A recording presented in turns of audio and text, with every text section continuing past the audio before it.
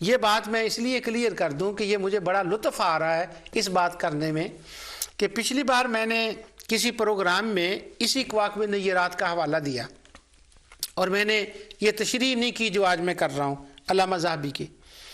میں لندن میں گیا تو وہاں ایک محلہ ہے لندن کا، یہ چونکہ پوری دنیا میں پروگرام جاتا ہے تو اگر میں والتھم اسٹو کہوں تو یہاں تو بہت سے لوگ، سب لوگوں کو انگلینڈ میں تو پتہ والتھم اسٹو کیا ہوتا ہے. تو اس محلے میں گیا تو میں جا رہا تھا تو ایک آدمی مجھے ملا جو عالم نہیں تھا، ایک عام آدمی تھا. سبحان اللہ، اس نے مجھ سے سلام لیا، کہنے نے میری خیریت پوچھی تو میں نے کہا ٹھیک الحمدللہ. اس کے بعد اس نے مجھے اسٹیٹ یہ سوال کیا، کہنے لگا آپ نے اپنے پروگرام میں الکواکب النیرات کا حوالہ دیا اور کہا ذہبی کی کتاب ہے، تو یہ وہی ذہبی ہیں جو سیر اعلام النبلاء والے ہیں اور تذکرۃ الحفاظ والے ہیں، کاشف والے ہیں؟ یہ حوالے جو میں دیتا تو کہتا میں آپ کا لکھتا رہتا ہوں، تو یہ وہی ہیں. میں نے کہا آپ کو یہ پوچھنے کی کیوں ضرورت پیش آئی؟ وہ کہنے لگا میں شاملہ میں گیا ہوں، نیٹ پر گیا ہوں، میں نے جا کے جب تحقیق کی ہے علامہ ذہبی کی کتابوں کی تو یہ کتاب الکواکب النیرات علامہ ذہبی کی کتابوں میں یہ نہیں تھی شاملہ کے اندر. شاملہ کا مطلب وہ ایک پروگرام ہے جو نیٹ پر ہوتا ہے جس میں ہزاروں کتابیں ہیں تو وہ ریسرچ کرتے ہیں اس کے ذریعے سے. تو وہ کہنے لگا، میں نے کہا اچھا، میں نے کہا نہیں یہ تو دوسرے ذہبی ہیں. تو مجھے کہنے لگا آپ کو تو تشریح کرنی چاہیے تھی. تو اس لیے اب ان بزرگوں اتنی بات کہہ کر وہ مجھ سے رخصت ہو گئے، اللہ ان کو سلامت رکھے. مجھے ایسے لوگوں سے مل کر خوشی ہوتی ہے، تو اس لیے میں نے آج کلیئر کر دی یہ بات کہ یہ دوسرے نیرات کواکب النیرات علامہ ذہبی اور ہیں. مجھے ایسے لوگوں سے مل کر بہت خوشی اور مسرت ہوتی ہے، اللہ ان کو جزائے خیر عطا فرمائے. اب آگے بات دوسری سند کی میں کر رہا ہوں، ابن وضاح القرطبی فی البدع والنہی کی. اس کے اندر سلط بن مہرام سے یہ روایت ہے کہ سلط بن مہرام جو ہیں وہ کہتے ہیں کہ عبداللہ بن مسعود رضی اللہ تعالیٰ عنہ نے ذکر کرنے والوں کو مسجد سے نکال دیا اور ان کو بدعت کہا. یہ جو سلط بن مہرام ہیں یہ تابعی نہیں ہیں. حافظ ابن حجر اسقلانی نے تہذیب التہذیب کے اندر کہا ہے یہ ہیں اتباع التابعین. تو سلط بن مہرام کا نام لے کر انہوں نے کہا ہے کہ یہ ان کی ملاقات عبداللہ بن مسعود سے نہیں ہوئی. الاصابہ کے اندر حافظ ابن حجر اسقلانی نے لکھا ہے کہ حضرت عبداللہ بن مسعود جو تھے فإن ابن مسعود فمات بالمدینہ سنۃ 32 علامہ رجحہ ابن. اچھا، وہ کہتے ہیں ان کی 32 میں وہاں مدینہ منورہ میں ہوئی وفات، تو یہ تو اس کے بعد کہیں بہت پیدا ہوئے ہیں. اب دو سندوں پر میں نے آپ کو بتا دیا. ایک سند جو مصنف کے اندر ہے وہ اختلاط کے بعد دبری نے عبد الرزاق سے سنا، اس لیے وہ بھی دلیل نہیں بنتی. اور اب یہ تیسری سند میں پڑھ رہا ہوں ابن وضاح کی، وہ سلط بن مہرام سے، وہ طریقے ابن ابی، تو وہ صحیح نہیں ہے. اب اس کی چوتھی سند میں پڑھ رہا ہوں، یہ بھی محمد بن وضاح نے لکھی ہے اور اس کا جو طریق ہے وہ ابن عیاش سے ہے. اور میزان الاعتدال دیکھ لیں، تہذیب التہذیب دیکھ لیں، الجرح والتعدیل ابن حجر اس کی امام ابن حاتم الرازی کی کہہ لیں، تو وہ سب کہتے ہیں کہ یہ جو شخص تھا جس سے یہ روایت ہے ابن ابی عیاش، جو یہ روایت کرتا ہے وہ ہوا کذاب. اور وقال النسائی فی الضعفاء والمتروک، اور امام نسائی نے کہا ہے کہ یہ ضعیف ہے اور متروک ہے. اور امام نسائی نے کتاب الضعفاء والمتروک کے اندر اس کو ذکر کیا ہے اور یہ کہا ہے ابان ابن عیاش متروک الحدیث وہوا ابان بن فیروز ابو اسماعیل، اس کا پورا نام یہ ہے، اور یہ متروک الحدیث ہے، اس کو لوگوں نے چھوڑا ہوا ہے، اس کی بات ماننے کے قابل نہیں. اب میں چونکہ یہ ٹیکنیکل باتیں ہیں، میں 3 سندیں آپ کو اس کے سامنے یہ میں پڑھ آیا ہوں. محمد بن وضاح کی یہ جتنی سندیں ہیں ان میں سے کذاب راوی ہیں، کوئی تبع تابعی راوی ہے، ان کی عبداللہ بن مسعود سے ملاقات ثابت نہیں ہے.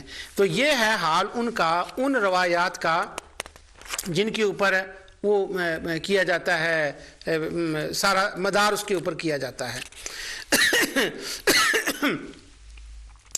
تو ابن ابی حاتم الراجل نے کہا کہ اچھا ایک سند کی اور روایت سن لے. اس کا راوی وہ ہے، اس کا نام ہے مالک ابن سمان. تو عبداللہ بن زیاد بن سمان اس کا راوی ہے. تو الجرح و تعدیل کے اندر امام ابن حاتم الرازی کہتے ہیں کہ ان عبد الرحمن ابن القاسم قال سألت مالکا ان ابن سمان فقال کذاب، میں نے امام مالک سے پوچھا کہ اگر یہ ابن سمان جو عبداللہ بن زید ابن سمان ہے یہ کوئی روایت بیان کرے تو مان لیں؟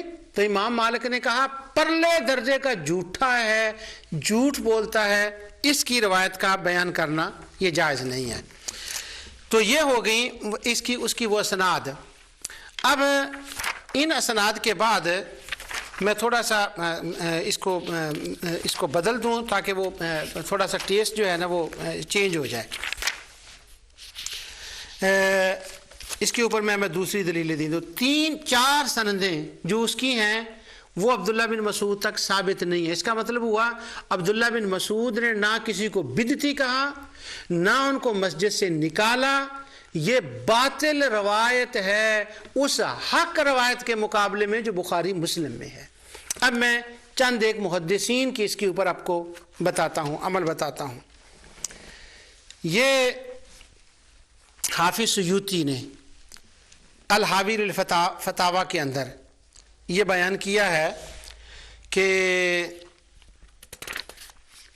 وہ کہتے ہیں قلت هذا الاثر عن ابن مسعود يحتاج الى بیان سنده ومن اخرجه من الائمة الحديث في كتبهم وعلى تقدير ثبوته فهو معارض بالاحاديث الكثيرة الثابتة المقدمة وهي مقدمة عليه عند التعارض ثم رأيت ما يقتضي انکار ذلك عن ابن مسعود۔ انہوں نے یہ کہا ہے کہ یہ جو اثر بیان کیا جاتا ہے کہ حضرت عبداللہ بن مسعود رضی اللہ تعالیٰ عنہ نے ذکر کرنے والوں کو بدعتی کہا اور ان کو اپنی مسجد نبوی سے نکال دیا، اور اس روایت کا کئی لوگوں نے ذکر کیا ہے، تو وہ کہتے ہیں یہ روایت صحیح نہیں ہے، اور اگر یہ روایت صحیح ہو تو یہ خلاف ہے احادیث کثیرہ کے جن کی سند پکی ہے، تو اس کا تو تعارض آتا ہے ان کے ساتھ، تو اس لیے یہ روایت قابل قبول نہیں ہے اور یہ صحیح نہیں ہے، اور اگر یہ صحیح ہو تو پھر ہم اس کو رد کر دیں گے کیونکہ وہ دوسری حدیثوں کے خلاف آتا ہے۔ یہ بات حافظ سیوطی نے لکھی۔ آگے ایک بات حافظ جلال الدین سیوطی نے لکھی ہے، وہ کہتے ہیں بیان کرنے پر کہتے ہیں امام احمد بن حنبل کے سامنے یہ روایت پیش کی گئی۔ وہ کہتے ہیں کہ قال الامام احمد بن حنبل فی کتاب الزہد، وہ حافظ سیوطی کہتی ہیں کتاب الزہد کے اندر یہ بات ہے کہ امام احمد بن حنبل کے سامنے یہ پیش کیا گیا کہ کیا عبداللہ بن مسعود نے لوگوں کو نکالا تھا مسجد سے، یہ کیا ہوا؟ تو حضرت امام احمد بن حنبل نے ایک اور روایت بیان کی اپنی سند سے، اب وہ سند بھی حافظ سیوطی نے لکھی ہے۔ کہتے ہیں حسین بن محمد المسعودی ان عامر بن شقیق ان ابی وائل قال هؤلاء الذين يزعمون ان عبد الله كان ينهى عن الذکر ما جلست عبد الله مجلسا قط الا ذکر الله فيه۔ امام احمد بن حنبل نے کہا کہ یہ لوگ کہتے ہیں کہ عبداللہ بن مسعود ذکر سے منع کیا کرتے تھے، مگر وہ حضرت ابی وائل سے وہ روایت کریں کہ ابو وائل کہتے ہیں کہ لوگ کہتے ہیں کہ عبداللہ بن مسعود ذکر سے منع کرتے تھے، میں تو جب بھی ان کے ساتھ کسی مجلس میں بھی گیا وہ تو اللہ تعالیٰ کا ذکر کیا کرتے تھے۔ تو گویا اس روایت کا رد امام احمد بن حنبل نے اپنی سند کے ساتھ وہ کیا۔ امام احمد بن حنبل کی جو نسخہ میرے پاس ہے، بڑی کوشش میں نے کی کہ کتاب الزہد کے اندر مجھے یہ روایت ملے، لیکن بہت کوشش کے بعد مجھے یہ نہیں مل سکی، اس لیے میں حافظ سیوطی رحمۃ اللہ علیہ کے وہ فتاوی سے اس کو نقل کر رہا ہوں جو کچھ انہوں نے بیان کیا ہے، کیونکہ وہ کتابوں کے نسخے مختلف ہوتے ہیں، اور آج کل تو یہ بھی مسئلہ ہے کہ وہ کتاب سے حدیث کو ہی نکال دیتے ہیں، یہ تو عام رواج ہو گیا۔ ادب المفرد امام بخاری کی دیکھیں، وہ صحیح ادب المفرد کے نام سے ابواب کے ابواب اٹھا دیے ہیں، تو اس لیے میں انہی کے کر رہا ہوں، حافظ سیوطی کے۔ حافظ ابن حجر الہیتمی انہوں نے بھی فتاوی کے اندر یہی بات لکھی ہے کہ حضرت عبداللہ بن مسعود سے یہ جو کہا جاتا ہے کہ انا راہ قوم، انہوں نے لوگوں کو دیکھا یحللون برفع الصوت فی المساجد فقال ما اراکم الا مبتئین حتی اخرجهم من المسجد فلم یصح عنہ بل لم یرد۔ وہ کہتے ہیں یہ جو کہا جاتا ہے نا کہ ان کے حضرت عبداللہ بن مسعود رضی اللہ عنہ نے نکال دیا، تو یہ بات صحیح نہیں ہے، یہ روایت صحیح بھی نہیں ہے، بلکہ یہ تو سرے سے بیان ہی غلط ہے کہ انہوں نے کسی کو نکالا، نہ انہوں نے کسی کو بدعتی کہا، نہ ان کو کسی نے نکالا۔ تو یہ دو ریفرنس جو ہے میں آپ کو ان کے دے آیا ہوں۔ اب حافظ امام المحدث المناوی نے فیض القدیر کے اندر بھی اس کا وہی ذکر کیا، کہتے ہیں ماراکم الا مبتعدنا وامرا باخراجہم فغیر ثابت۔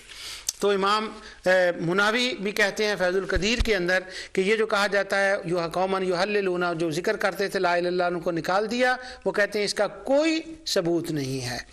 اور پھر آگے انہوں نے ایک بات کہی ہے، پھر وہ حضرت لائے ہیں اس کا بیان امام کتاب الزہد کا، مناوی بھی لائے ہیں کتاب الزہد کا۔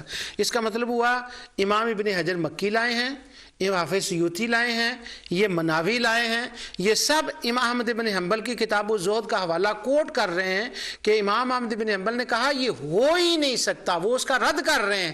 تو اس کا مطلب ہوا کہ کتاب الزہد کے اندر یہ روایت ہے، اگرچہ جو میرے پاس کاپی ہے اس کے اندر نہ ہو تو یہ الگ ہے، تو میں ان بزرگوں پر اعتماد کر رہا ہوں۔ اب اسناد پر میں نے بات کی تھی، تو میں نے کہا ذرا اس کو تھوڑا سا میں ٹیسٹی بنا دوں، وہ ذرا ٹیکنیکل ہوتا ہے کہ یہ سند غلط، یہ سند غلط، لیکن آنا پھر میں نے ابھی سند پر بات کی ہے۔ اب میں دوسرے دو حوالے آپ کو دیتا ہوں۔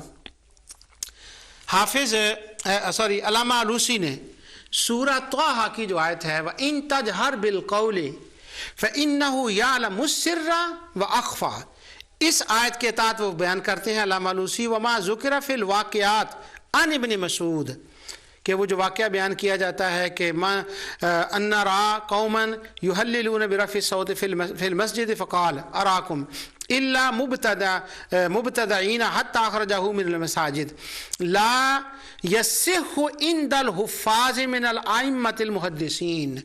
تو علامہ علوسی کہتے ہیں کہ وہ جو روایت بیان کی جاتی ہے وہ صحیح نہیں ہے، اور محدثین نے اس کا رد کر دیا ہے۔ اب سیوطی، ابن حجر مکی اور مناوی اور علوسی، ان کے میں یہ حوالہ جات بھی پیش کر رہا ہوں کہ کوئی یہ نہ کہے کہ تم نے خود ہی سندوں پر جرح کر دی۔ میں مجاز ہوں سند پر جرح کرنے کا اللہ تعالیٰ کی رحمت سے۔ اگر ہم کوئی بیان کریں، وہ 18 سال کا ایک بچہ اٹھ کے سند پر جرح کر سکتا ہے، تو ہمیں کوئی اختیار نہیں کہ ہم سند پر جرح کریں۔ ہمارے پاس میزان الاعتدال نہیں ہے، ہمارے پاس میزان تہذیب التہذیب نہیں ہے، تہذیب الکمال حافظ مزی کی ہمیں نہیں دیکھنی آتی، ہم اس کو نہیں پڑھ سکتے، ہمیں نہیں اس کا پتہ، کاشف کا ہمیں نہیں پتہ، جرح و تعدیل ابن ابی حاتم الرازی کا نہیں پتہ، ہمیں تاریخ الصغیر کبیر بخاری کا نہیں پتہ، کتاب الاسماء والکنہ مسلم کا، ترمذی کا، ان کا نہیں پتہ، ابن الجوزی کی کتابوں کا ہمیں نہیں پتہ۔ ہم بھی جرح کر سکتے ہیں الحمدللہ، لیکن میں اس جرح کے ساتھ، محدثین کی جرح کے ساتھ آپ کو یہ بھی بتا رہا ہوں کہ ان آئمہ نے بھی اس کو ماننے سے انکار کیا ہے۔ اب میں کو بڑے پتے کی بات جو ذاتی طور پر مجھے اس روایت کے بارے میں سب سے زیادہ پسند آئی ہے، اب وہ میں آپ کے سامنے پیش کرتا ہوں۔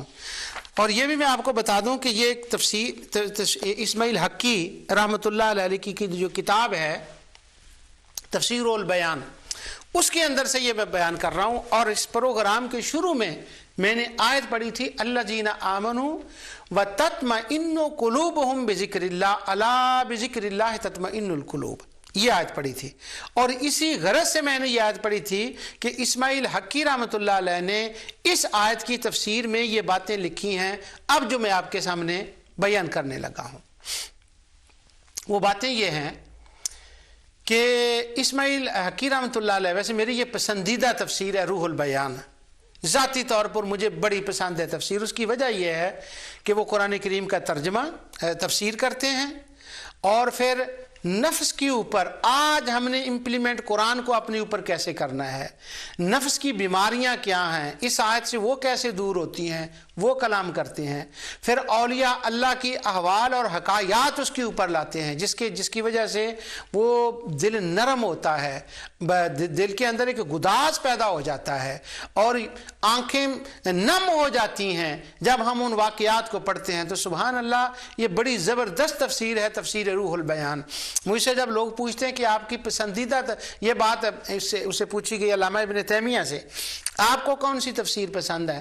تو انہوں نے کہا مجھے طبری پسند ہے، مجھے قرطبی پسند ہے، مجھے بغوی پسند ہے۔ تو جب انہوں نے بغوی اور وہ ان تفسیروں کا ذکر کیا کہ مجھے یہ پسند ہیں، ابن جریر الطبری کی تفسیر سب سے ٹاپ ہے، انہوں نے کہا مجھے وہ پسند ہے، ابن ابی حاتم الرازی کی پسند ہے۔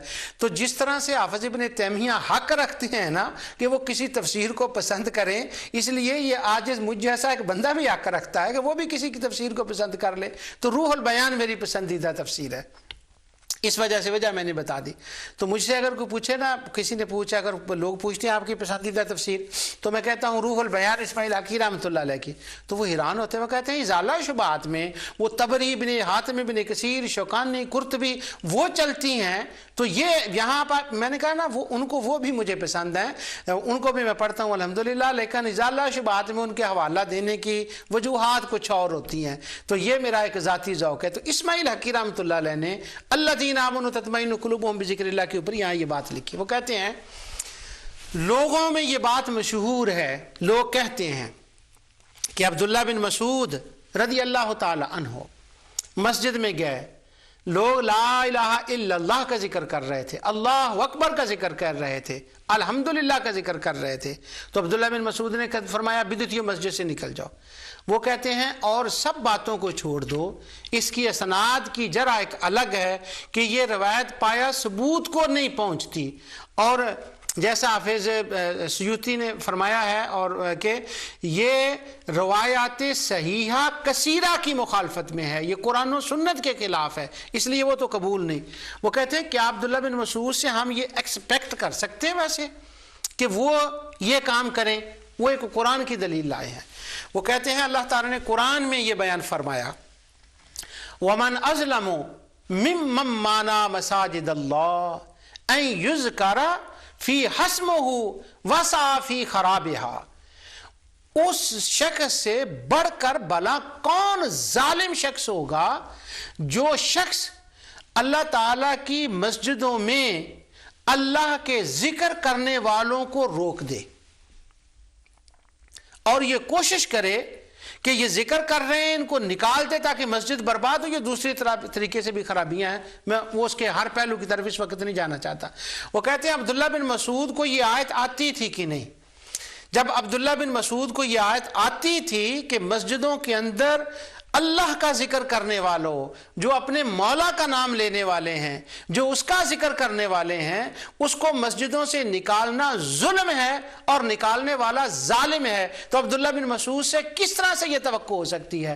اگر انہوں نے مسجد سے نکالا تو نعوذ باللہ اس آیت کے تحت عبداللہ بن مسعود ظالم ہوئے اور مخالف قرآن ہوئے۔ اور کون ہے بندہ جو جرت کر سکے کہ عبداللہ بن مسعود کے فعل کو ظلم کہے اور ان کو ظالم کہے اور انہوں نے مسجد سے نکال دیا؟ لہٰذا یہ روایت سند کے اعتبار سے تو پہلے ہی کمزور ہے۔ تو اسماعیل حقی رحمۃ اللہ علیہ فرماتے ہیں میں اس بار پر زور دیتا ہوں، اس اعتبار سے اس روایت کو غلط کہتا ہوں کہ یہ نص قرآنی کے خلاف ہے۔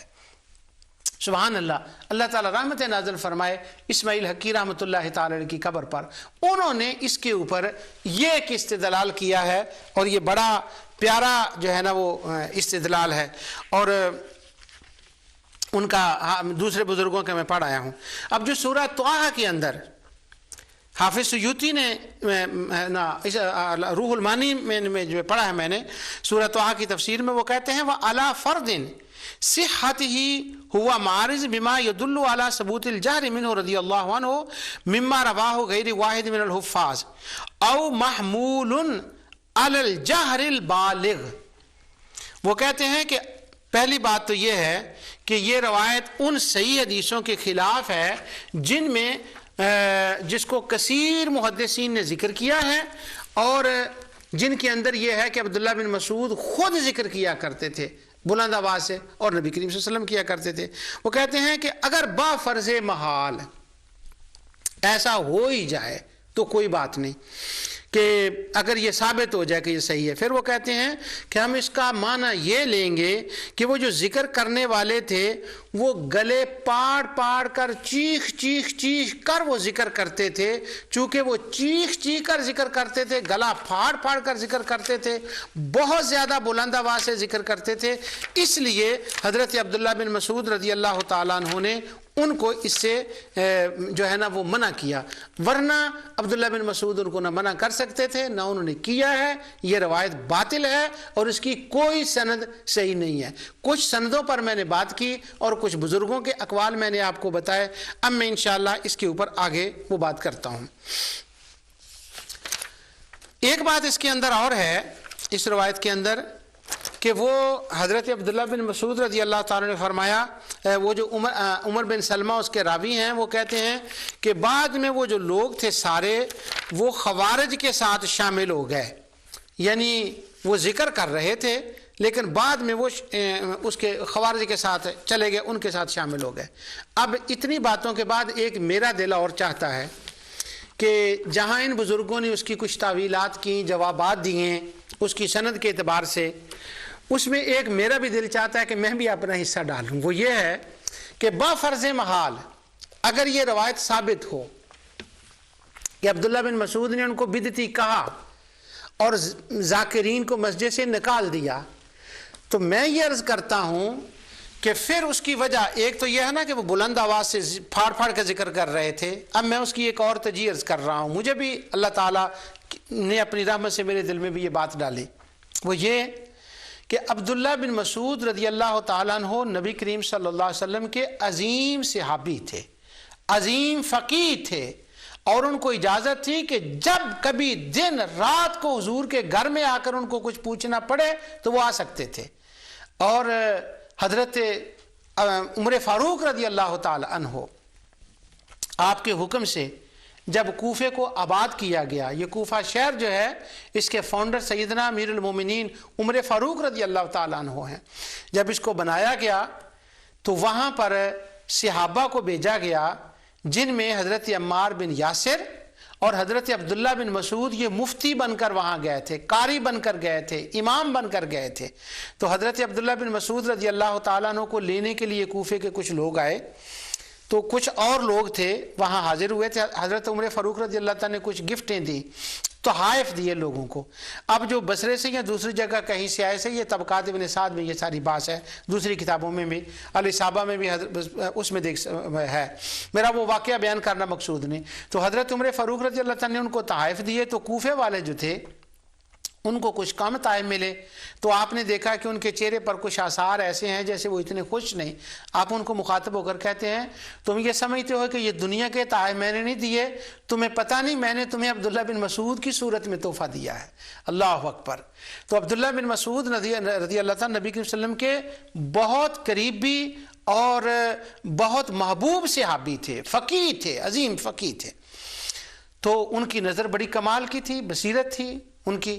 اب حضرت عبداللہ بن مسعود رضی اللہ تعالیٰ عنہ جب مسجد میں گئے ہوں گے, انہوں نے دیکھا ہوگا کہ وہ کچھ لوگ ذکر کر رہے ہیں. اب غالباً اسی پروگرام میں میں نے یا شاید کسی پروگرام میں میں نے 1 اور 2 نمبر کی بات بتائی تھی, شاید اسی پروگرام میں ہے کہ کبھی یہ ہوتا ہے چیز 2 نمبر ہوتی ہے لیکن وہ لائٹ جلا کر اس کو 1 نمبر کرنے کی کوشش کی جاتی ہے. ہمارے زمانے میں اس وقت میں ایسے لوگوں کو جانتا ہوں, آپ بھی جانتے ہیں, مجھ سے فون کر کے خدا را نہ پوچھئے. وہ کبھی ہوتا ہے نا, میں جانتا ہوں, میں ازالہ شبہات میں کہتا ہوں یہ پروگرام میں جانتا ہوں, وہ بات ہے کہ خوارج لوگ ہیں, تو وہ لوگ مجھ سے فون کر کے پوچھتے ہیں وہ خوارج کہاں رہتے ہیں, کون ہیں, کس ملک میں, کیا ہے. اللہ اکبر. تو آپ بھی جانتے ہیں کہ ایک طرف وہ لوگ ہیں کہ جو مزارات کو نہیں مانتے, حاضری کو نہیں مانتے, یا رسول اللہ نہیں کہتے, نبی صلی اللہ علیہ وسلم کے علم غیب کو نہیں مانتے, اولیاء اللہ کے علم کو نہیں مانتے, وہ ان کی حاجات کو کفر شرک کہتے ہیں. جو ماننے والے ہیں ان کو وہ گولیاں مارتے ہیں, ان کے خلاف جہاد کرتے ہیں, باہر کے ملکوں سے مدد لیتے ہیں. ایک طرف یہ ان کی حالت ہے, اور دوسری طرف کیا ہے ان کی حالت ہے, وہ یہ ہے کہ انہوں نے پیری مریدی کا سلسلہ شروع کیا ہوا ہے.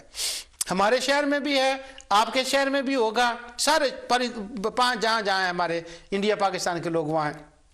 تو وہ کیا کرتے ہیں, لوگوں کو بٹھا لیا اور وہ ذکر کرتے ہیں, اور وہ پیری مریدی کرتے ہیں، اور وہ کبھی کبھی اگر عربوں میں وہ چلے جائیں تو میلاد کی محفلوں میں بھی بیٹھ جاتے ہیں، وہ 11ویں کی محفلوں میں بیٹھ جاتے ہیں، کل کی محفلیں میں وہ میرا دل نہیں چاہ رہا، وہ بات اور چلی جائے گی۔ شام میں وہی لوگ جائیں تو جو شام کے علماء محدثین اہل سنت ہیں وہ میلاد میں جاتے ہیں تو ان کے ساتھ بیٹھ جاتے ہیں، اور اپنے ملک میں وہ گولیاں چلاتے ہیں میلاد کے جلوس کے اوپر، فتوے لگاتے ہیں، لیکن ساتھ وہ ذکر بھی کرتے ہیں۔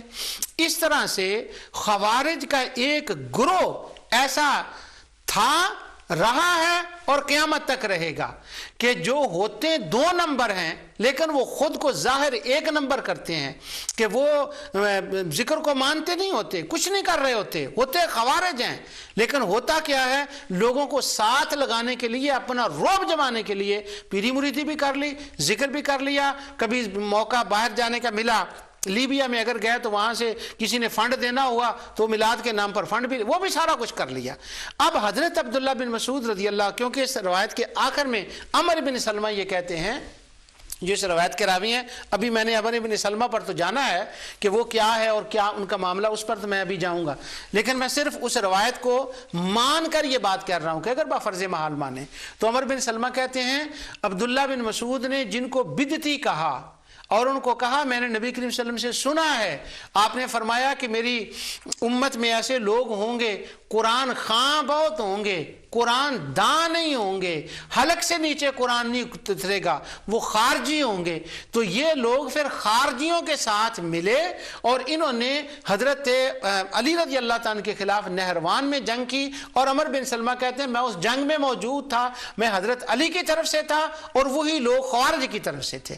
تو چونکہ وہ 2 نمبر کا ذکر کر رہے تھے، اصل میں وہ خوارج تھے، اصل میں ان کا خیال کچھ اور تھا، لیکن عبداللہ بن مسعود رضی اللہ تعالیٰ عنہ نے اپنی بصیرت سے، اپنی بصارت سے، اپنی ولایت کی نگاہ سے دیکھ لیا کہ یہ جو لا الہ الا اللہ کا ذکر کر رہے ہیں یہ حقیقتاً نہیں ذکر کر رہے، بلکہ ان کا کیا ہے، یہ دکھاوے کا ذکر ہے، اصلاً یہ خوارج ہیں۔ تو حضرت عبداللہ بن مسعود کی نظر یہاں نہیں تھی، ان کی نظر وہاں تھی کہ کل کو انہوں نے کس کے ساتھ ملنا ہے، اس لیے حضرت عبداللہ بن مسعود رضی اللہ تعالیٰ عنہ نے ان کو بدعتی کہا اور ان کو مسجد سے نکال دیا۔ اور اس پر تو میں الحمدللہ پروگرام کر چکا ہوں کہ خوارج کو تمام محدثین نے بدعتی کہا ہے، تو اسی طرح حضرت عبداللہ بن مسعود رضی اللہ تعالیٰ نے کہا ہے۔ اب رہ گی وہ اس کی بات، دارمی کی روایت ہے، اس کے اوپر مجھے اشارہ بھی ہو گیا ہے۔